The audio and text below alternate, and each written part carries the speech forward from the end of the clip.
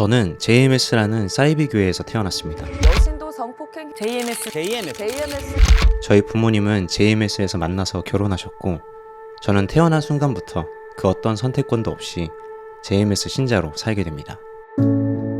안녕하세요, 트루먼입니다. 지금부터 들려드릴 이야기는 제가 사이비를 탈출하면서 겪은 트라우마와 극심한 우울증, 자살 충동에 대한 이야기, 그리고 그걸 어떻게 이겨내고 진짜 인생을 살게 됐는지에 대한 이야기입니다. 대부분의 부모가 그렇듯 저희 부모님도 사랑과 정성으로 저를 낳으셨지만, 동시에 자식의 인생을 완전 무결한 상태로 그 종교에 바쳐야 한다는 뒤틀린 신념으로 저를 키우셨습니다. 그리고 그게 저에게 깊은 트라우마를 남겼죠.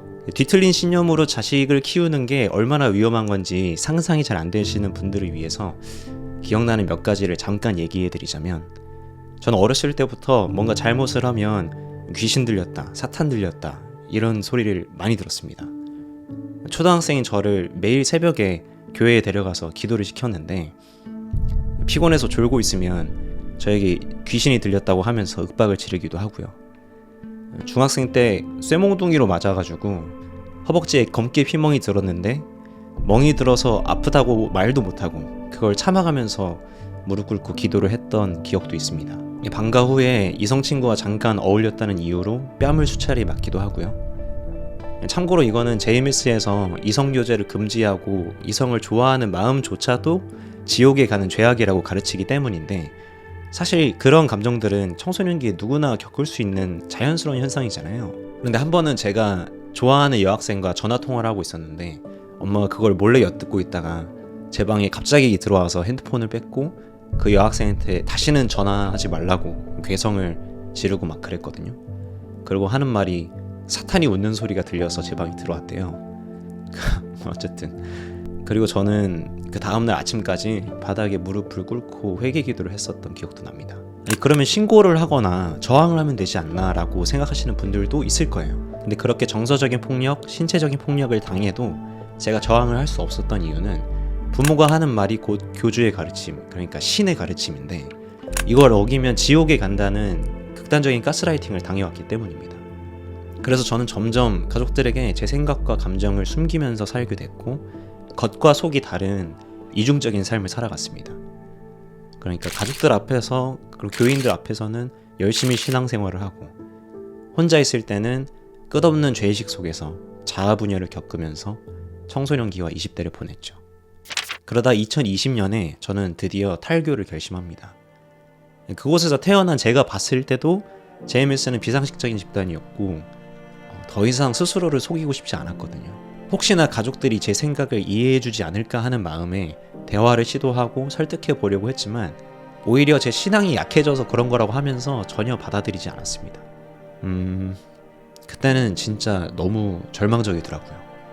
마치 영화 트루먼 쇼에서 그 거대한 세트장 안에 갇힌 주인공이 아무리 탈출하려고 해도 실패하는 것처럼, 내가 그 어떤 피나는 노력을 해도 나를 낳아준 부모와 내가 태어난 배경은 바꿀 수 없고, 이게 나에게 평생 족쇄가 될 거라는 생각은 저를 극심한 우울과 무기력 속으로 밀어넣었습니다. 더 최악이었던 거는, 이 모든 걸 다른 친구들이나 동료들에게 이야기하거나 도움을 청할 생각도 못했다는 겁니다. 살면서 단 한 번도 내가 사이비에서 태어났다는 사실을 털어놔 본 적이 없었기 때문에, 내가 이 비밀을 이야기했을 때 나를 이상하게 보고 나를 떠날 거라는 두려움이 정말 컸습니다. 여러분도 혹시 그런 경험이 있으신가요? 내가 힘들다는 걸 말할 수 있는 사람이 이 세상에 단 한 사람도 없다는 느낌을 받을 때, 가족들에게도 이 사회에서도 나는 받아들여지지 않는 외톨이이고 이방인이라는 생각이 들 때, 20대 후반까지 연애도 못해보고 현실 세계에 적응도 못하는 실패자라는 생각이 들 때, 그리고 그 현실을 내 힘으로 바꿀 수 없다는 생각이 들 때, 저는 정말 하루하루 불면증에 시달리고 숨쉬기가 힘들 정도로 가슴이 답답하고, 울고 싶고 다 쏟아내고 싶어도 이미 마음이 지칠 대로 지쳐서 눈물 한 방울이 안 나오더라고요. 그래서 저는 그때 정말 자살을 생각하게 됐습니다. 하지만 지금은 이렇게 많은 분들에게 담담하게 털어놓을 수 있을 정도로 그 시기를 잘 이겨냈고, 부모나 종교가 아닌 제가 선택한 삶을 만들어가고 있습니다. 이걸 가능하게 하기 위해서 지난 몇 년간 정말 다양한 방법으로 몸부림을 쳤고, 짧은 시간에 개인적으로 엄청난 성장을 이뤄냈습니다. 병원 진료와 자기계발을 병행하면서 무기력과 우울을 다루는 법도 알게 됐고요. 제가 좋아하는 일로 돈도 벌고 집을 나와서 독립도 했고요. 모쏠이었던 제가 여러 시행착오 끝에 연애도 하게 됐습니다. 이렇게 제가 직접 세상과 부딪히면서 깨달은 거를 지금부터 여러분께 공유를 해드릴 건데요. 오늘은 이 모든 걸 가능하게 했던 가장 중요한 첫 단추, 첫 번째 스텝에 대해서 이야기해드릴게요. 여러분 혹시 지금 여러분의 인생이 구렁텅이에 빠져있다고 느끼시나요? 이럴 때 정말 많은 사람들이 그저 허공만 올려다보면서 이 구덩이가 얼마나 깊은지만 생각합니다. 그리고 그 높이에 압도돼서 아무것도 하지 못하는 지경에 이르죠. 저도 똑같았습니다. 그런데 제가 거기서 빠져나올 수 있었던 것은 내가 붙잡을 수 있는 동아줄이 혹은 작은 지푸라기가 내가 손 뻗으면 닿는 곳에, 생각보다 가까운 곳에 있다는 걸 깨달았기 때문입니다. 이걸 깨닫는 것이 모든 것의 첫 단추이자 그 구덩이에서 가장 빨리 벗어나는 방법입니다. 제 얘기를 해드리자면 제가 우울에 가장 깊이 빠져 있을 때 더 이상은 못 견디겠다 싶어서 정말 큰 결심을 하고 친구에게 전화를 걸었습니다. 이 친구에게는 내 과거사를 털어놔도 괜찮지 않을까 하는 마음에 전화를 걸긴 했지만 한편으로는 이 친구가 기독교 신자라서 내가 사이비였다는 말을 듣고 기겁하거나 절교를 선언하면 어떡하지 하는 두려움도 있었습니다. 그래서 전화를 하고도 덜덜 떠는 목소리로 이야기를 꺼냈던 것 같아요. 나는 사실 사이비 종교에서 태어났고 그 교회에서 열심히 하던 사람이었어. 지금은 탈교하고 우울증 치료도 받고 했지만 그동안 너에게 이걸 숨겨서 미안해. 처음으로 누군가에게 솔직해지고 싶어서 얘기했어 라고요. 그랬더니 제 친구가 제 말을 가만히 듣다가 이렇게 얘기하더라고요. 그동안 힘들었을 텐데 얘기해줘서 고맙다고. 지금의 너의 모습이 중요한 거지 출생의 배경 이런 거는 하나도 중요하지 않고 너는 나한테 원래 그랬듯이 소중한 사람이니까 힘들면 언제든지 얘기해라 이렇게요. 그 말을 듣는 순간 나라는 사람을 받아들여주는 세상이 있었구나. 그리고 그것이 내가 손 뻗으면 닿는 곳에 있었구나. 내가 더 이상 스스로를 숨기지 않아도 되겠구나.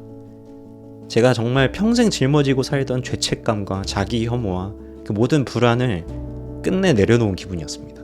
그날 친구와의 전화 한 통이 어찌 보면 제가 극단적인 선택을 하지 않고 계속해서 살아갈 수 있게끔 만들어준 거죠. 이 영상을 보고 계신 여러분들 중에서도 내 얘기를 들어주는 사람이 아무도 없고 나는 혼자다 라고 느끼시는 분들이 있을 거예요. 아닙니다.